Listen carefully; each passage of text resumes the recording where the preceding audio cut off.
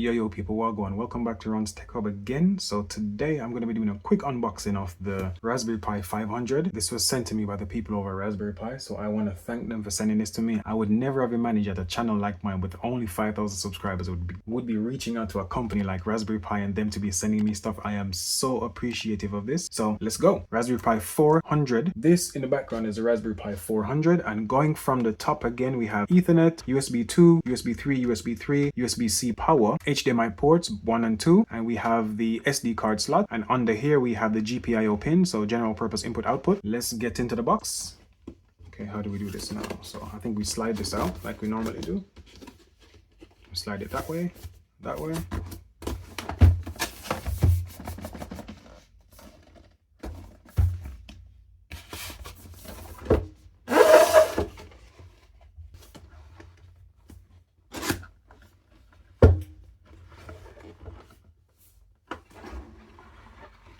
This is a Raspberry Pi 500 by itself, so it comes in its own box. We have some specs at the back.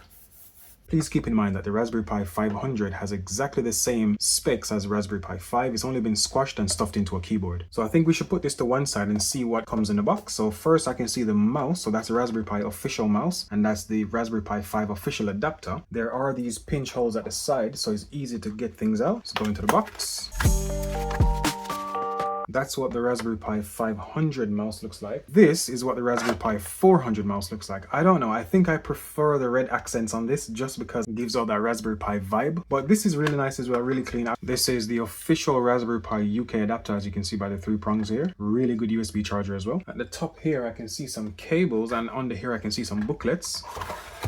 So if we take that out, oh, there's a Raspberry Pi. I didn't notice that was in there. This is an adapter that comes with it, so you can plug your Raspberry Pi SD card in here and rewrite the operating system if you really needed to. I'm guessing then, I'm not sure about this because I don't remember what happened with the Raspberry Pi 400, but I'm making the assumption that there's already an SD card inside of the Raspberry Pi 500 and it already has an operating system on there, which would obviously be Raspbian OS. Lastly, we have micro HDMI to full-size HDMI. So again, this bit, the micro part, would go into the Raspberry Pi and that would go into a TV or a monitor. Last but not least, we have the official Raspberry Pi beginner's guide. I was a bit of a geek or a nerd when I was a young child, and I remember getting my first computer books that showed you how to use Microsoft Office and Word and Excel and all these things, and I was so excited to sit there and actually read through the books and look at the pictures. I get a flashback of that because it feels similar texture, really thick, really nice paper, and I'm sure it's going to have images inside as well. Yeah, oh, these are really nice images as well. So this walks you through exactly what you need to do to your Raspberry Pi to get it up and running and to use different programming languages like Scratch or Python, use stuff like LibreOffice Suite. This is a really good book, and hopefully I can download the PDF of this as well because I really like looking at PDFs, for the simple fact that if I want to search something I can do Control F on my PDF and go look for it. But I really like this book. This book might actually be put on my imaginary bookshelf. It's just a box under the bed, to be fair. There's not a shelf. This is really good. I like this. It has every single component on here listed and it explains what each one is. Most people already know this, but this is the Raspberry Pi 5. This is what is inside the Raspberry Pi 500. So this is the 500 again. Haven't opened it yet, but if you're not entirely sure what to do with the Raspberry Pi 5, the booklet will walk you through the setup, every single component on here. So for example, I now know for a fact that that chip there is the input output controller for the Raspberry Pi.